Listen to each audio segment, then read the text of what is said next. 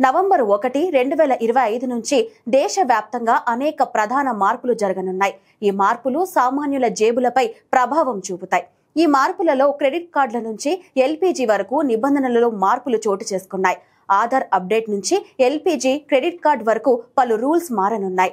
అవేంటో ఇప్పుడు చూద్దాం. UIDAI ఆధార్ కార్డును అప్డేట్ చేసే ప్రక్రియను సులభతరం చేసింది. మీ పేరు, చిరునామా, పుట్టిన తేదీ లేదా మొబైల్ నెంబర్ వంటి సమాచారాన్ని అప్డేట్ చేయడానికి మీరు ఇకపై ఆధార్ కేంద్రాన్ని సందర్శించాల్సిన అవసరం లేదు. కానీ బయోమెట్రిక్ వివరాలను అప్డేట్ చేయడానికి ఆధార్ కేంద్రాన్ని సందర్శించాల్సి ఉంటుంది. రేషన్ కార్డులు, MNRE, GA, పాన్, పాస్పోర్ట్, పాఠశాల రికార్డుల వంటి ప్రభుత్వ డేటాబేస్లతో UIDAI మీ సమాచారాన్ని ఆటోమేటిక్ గా ధృవీకరిస్తుంది. దీనివల్ల పత్రాలను అప్లోడ్ చేయడంలో ఇకపై ఇబ్బందులు ఉండవు.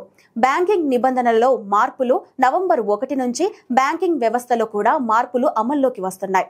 కస్టమర్లు ఇప్పుడు తమ బ్యాంక్ ఖాతాలు, లాకర్లు, సేఫ్ కస్టడీ కోసం 4 నామినీలను నామినేట్ చేయాల్సి ఉంటుంది.